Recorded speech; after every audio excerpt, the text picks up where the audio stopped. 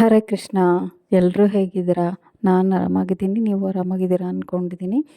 ನಾನಿವತ್ತು ಗ್ರೀನ್ ಕಬಾಬ್ ಮಾಡಿದ್ದೆ. ಅಂದರೆ ಏನು ಉಪಯೋಗಿಸ್ದೆ, ಕಬಾಬ್ ಪೌಡ್ರ್ ಉಪಯೋಗಿಸ್ದೆ. ಒಂದು ಅರ್ಧ ಕೆ ಜಿ ಚಿಕನ್ ತೊಗೊಂಡಿದ್ದೀನಿ. ಅಂದರೆ ಲೆಗ್ ಪೀಸ್ 2 ಇದೆ. ಸ್ವಲ್ಪ ಪೀಸಸ್ ತೊಗೊಂಡಿದ್ದೀನಿ ಅಷ್ಟೇ. ನಿಮ್ಗೆ ಜಾಸ್ತಿ ಬೇಕಂದ್ರೂ ಮಾಡ್ಕೋಬೋದು. ಅಂದರೆ ಇಂಗ್ರೀಡಿಯೆಂಟ್ಸ್ ಸ್ವಲ್ಪ ಎಕ್ಸ್ಟ್ರಾ ಮಾಡ್ಕೋಬೇಕಾಗುತ್ತೆ. 3 ಮೆಣಸಿನ್ಕಾಯಿ, 2 ಬೆಳ್ಳುಳ್ಳಿನ ಸಿಪ್ಪೆ ತೆಗೆದಿಟ್ಕೊಂಡಿದ್ದೀನಿ. ಸ್ವಲ್ಪ ಶುಂಠಿ ಅಷ್ಟೇ. ಆಮೇಲೆ ಸ್ವಲ್ಪ ಕೊತ್ತಂಬರಿ ಮತ್ತು ಪುದೀನ. ನಿಮಗೆ ಬೇಕು ಅಂದರೆ ಕರಿಬೇವನ್ನು ಸೇರಿಸ್ಕೊಂಡು ಪೇಸ್ಟ್ ಮಾಡ್ಕೋಬೋದು. ನಾನು ಕರಿಬೇವು ಹಾಕ್ಕೊಂಡಿಲ್ಲ. ನಿಮಗೆ ಬೇಕು ಅಂದರೆ ಪೇಸ್ಟ್ ಮಾಡ್ಕೋಬೋದು. ಇದು ಪುದೀನ ಸೊಪ್ಪು ಅಷ್ಟೇ.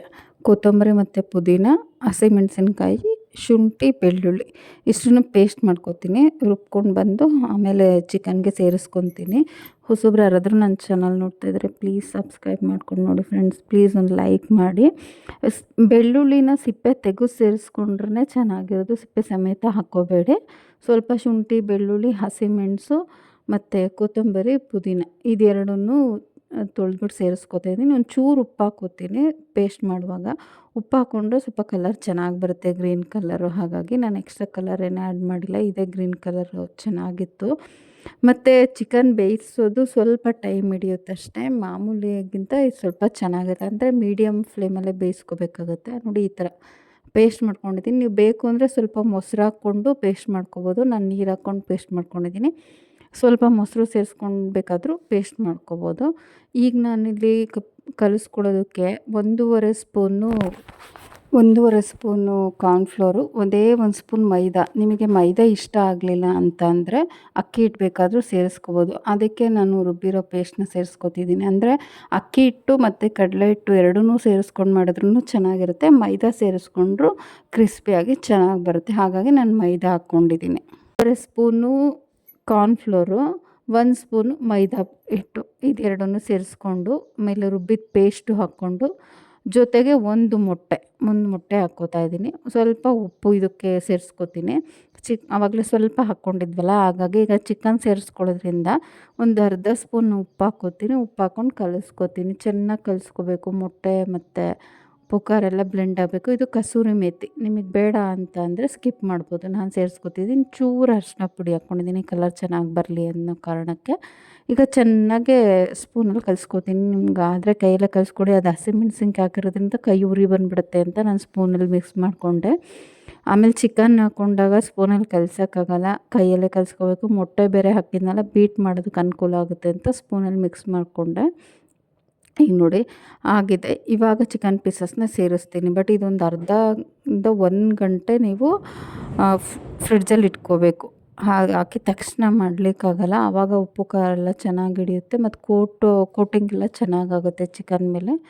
ಚೆನ್ನಾಗಿರುತ್ತೆ. ಟೇಸ್ಟ್ ಮಾತ್ರ ತುಂಬ ಚೆನ್ನಾಗಿತ್ತು. ಕಬಾಬ್ ಪೌಡ್ರು ತೊಗೊಂಬಂದು ಮಾಡೋದಕ್ಕಿಂತ ಇದು ಡಿಫ್ರೆಂಟಾಗಿತ್ತು. ನೋಡಿ ಈಗ ಅದನ್ನು ಮುಚ್ಚಿಟ್ಬಿಡ್ತೀನಿ, ಫ್ರಿಡ್ಜಲ್ಲಿ ಇಟ್ಬಿಡ್ತೀನಿ. ಒಂದು ಮುಕ್ಕಾಲು ಗಂಟೆ ಇಟ್ಬಿಟ್ಟು ಇವಾಗ ತಗೊಂಡಿದ್ದೀನಿ.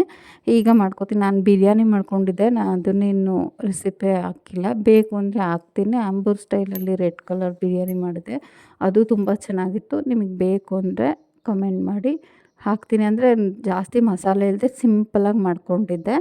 ಜಾಸ್ತಿ ಮಸಾಲೆ ಏನೂ ಇಲ್ಲ. ಇದು ಬೇರೆ ಇತ್ತಲ್ಲ, ಚಿಕನ್ ಕಬಾಬ್ ಇತ್ತಲ್ಲ, ಹಾಗಾಗಿ ಮಸಾಲೆ ಜಾಸ್ತಿ ಹಾಕ್ಕೊಂಡಂಗೆ ಮಾಡಿದೆ. ಫಸ್ಟ್ ಲೆಗ್ ಪೀಸ್ ಹಾಕ್ಕೋತಾ ಇದ್ದೀನಿ.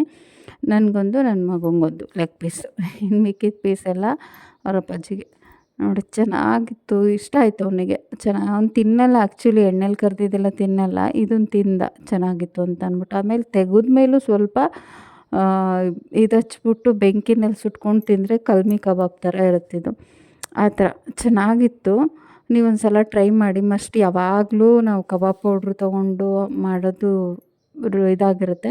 ಬಟ್ ಇದು ಈಸಿ ಕೂಡ, ಜಾಸ್ತಿ ಏನು ಇದು ಮಾಡೋಂಗಿಲ್ಲ. ಶುಂಠಿ ಬೆಳ್ಳುಳ್ಳಿ ಪೇಸ್ಟ್ ಇದ್ದರೆ ನೀವು ಪೇಸ್ಟೇ ಹಾಕ್ಕೋಬೋದು. ನಾನು ಹೀಗೆ ರುಬ್ಬಿಟ್ಟು ಹಾಕ್ಕೋಬೇಕು. ಮೆಣಸಿನ್ಕಾಯಿ ಬೇರೆ ಇದು ಮಾಡ್ಕೋಬೇಕಿತ್ತಲ್ಲ, ಪೇಸ್ಟ್ ಮಾಡ್ಕೋಬೇಕಿತ್ತಲ್ಲ, ಹಾಗಾಗಿ ಅದು ಪೂರ್ತಿ ಹಾಗೆ ಸೇರಿಸ್ಕೊಂಡೆ. ನಿಮಗೆ ಹಸಿ ಖಾರ ಇಷ್ಟ ಆಗೋಲ್ಲ ಅಂತ ಅಂದರೆ ಒಣ ಖಾರ ಹಾಕ್ಕೋತೀರಿ ಅಂತಂದರೆ ಅದು ಗ್ರೀನ್ ಆಗೋಲ್ಲ, ರೆಡ್ ಆಗುತ್ತೆ. ಆವಾಗ ನೀವು ಸ್ವಲ್ಪ ಶುಂಠಿ ಬೆಳ್ಳುಳ್ಳಿ ಪೇಸ್ಟ್ನ ಆ್ಯಡ್ ಮಾಡ್ಕೋಬೋದು.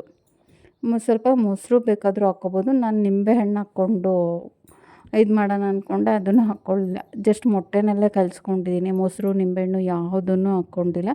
ನೋಡಿ ಮೀಡಿಯಮ್ ಫ್ಲೇಮಲ್ಲೇ ಬೇಯಿಸ್ಕೋಬೇಕು. ಇದೇನು ಲೋ ಫ್ಲೇಮಲ್ಲಿ ಬೇಯಿಸ್ಕೊಳ್ಳೋ ಅಗತ್ಯ ಇಲ್ಲ. ಮೀಡಿಯಮ್ ಫ್ಲೇಮಲ್ಲೇ ಬೇಯಿಸ್ಕೋಬೇಕು.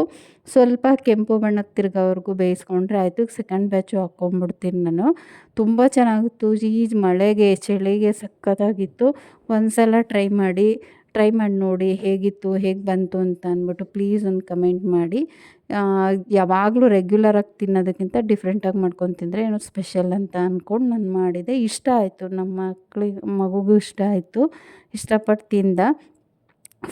ಫ್ರೀ ಮಾಡಿಕೊಂಡು ನನ್ನ ವೀಡಿಯೋ ನೋಡಿದ್ದಕ್ಕೆ ತುಂಬ ಥ್ಯಾಂಕ್ಸ್.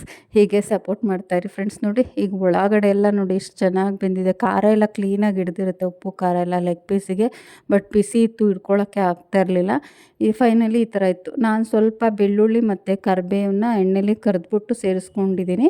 ತಿನ್ನೋಕ್ಕೆ ಚೆನ್ನಾಗಿರುತ್ತೆ. ಮಧ್ಯ ಬೆಳ್ಳುಳ್ಳಿ ಮತ್ತು ಕರಿಬೇವು ಅಂದ್ಬಿಟ್ಟು ನಿಮಗೆ ಬೇಕಾದರೆ ಸೇರಿಸ್ಕೊಳ್ಳಿ, ಇಲ್ಲಾಂದರೆ ಸ್ಕಿಪ್ ಮಾಡ್ಕೋಬೋದು. Thank you.